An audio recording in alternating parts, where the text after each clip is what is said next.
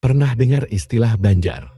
Saat kamu main ke Bali, Banjar bukan sekadar nama lingkungan, tapi sebuah sistem sosial yang sangat unik, yang mengatur hampir semua aspek kehidupan masyarakat Bali. Mulai dari urusan adat, gotong royong, hingga pemakaman. Semua diatur lewat sistem Banjar.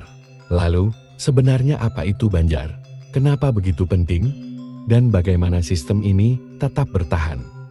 Di tengah dunia yang makin modern, yuk kita bahas tuntas. Banjar adalah unit komunitas terkecil dalam struktur sosial masyarakat Bali. Setiap desa adat biasanya terbagi lagi menjadi beberapa banjar. Satu banjar bisa terdiri dari puluhan hingga ratusan kepala keluarga.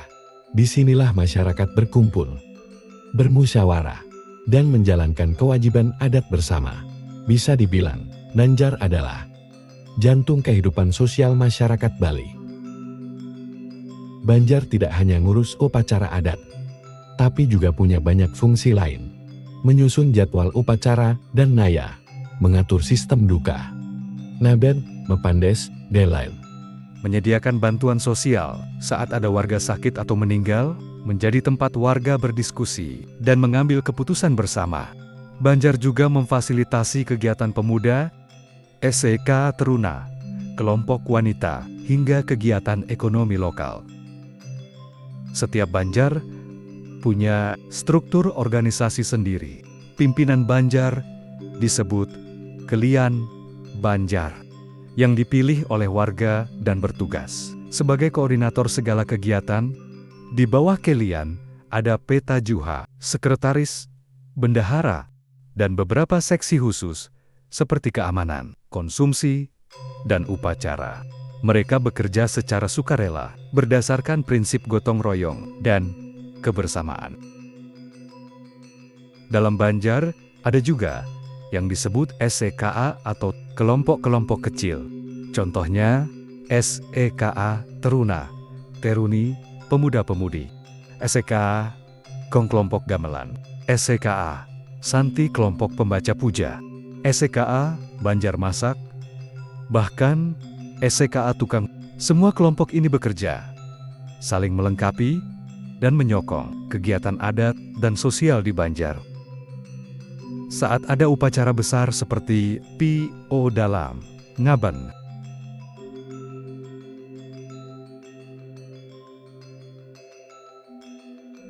atau Odalan Desa, Banjarlah yang menjadi pusat koordinasi.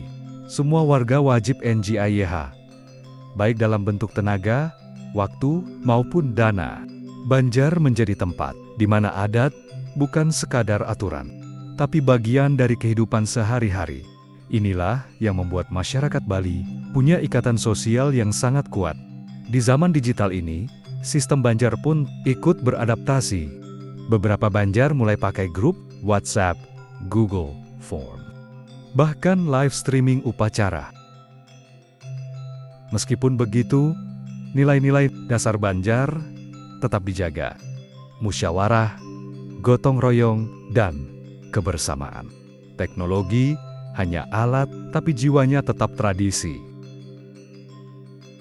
Tantangan terbesar sistem Banjar saat ini adalah generasi muda yang mulai sibuk di luar desa dan gaya hidup yang makin individualis. Namun, banyak juga pemuda yang tetap aktif NGIYH Banjar. Solusinya, menyesuaikan sistem tanpa meninggalkan nilai. Misalnya dengan membuat jadwal fleksibel, NGIYH, sistem rotasi atau kolaborasi antar Banjar. Sistem Banjar adalah warisan budaya Bali yang luar biasa. Ia bukan hanya sistem sosial, tapi juga tempat pembelajaran, nilai-nilai kehidupan, saling bantu, gotong royong, musyawarah, dan tanggung jawab sosial. Selama nilai itu tetap hidup, Banjar akan terus menjadi pondasi kokoh kehidupan masyarakat Bali. Itulah tadi sekilas tentang Banjar, sistem sosial unik yang jadi tulang punggung masyarakat Bali. Pernah ikut rapat Banjar? Atau punya pengalaman NGIYH di kegiatan adat? Coba tulis di kolom komentar ya. Dan jangan lupa untuk like, subscribe, dan nyalakan loncengnya, biar nggak ketinggalan video tentang budaya Bali lainnya. Om Santi Santi Santi. Om.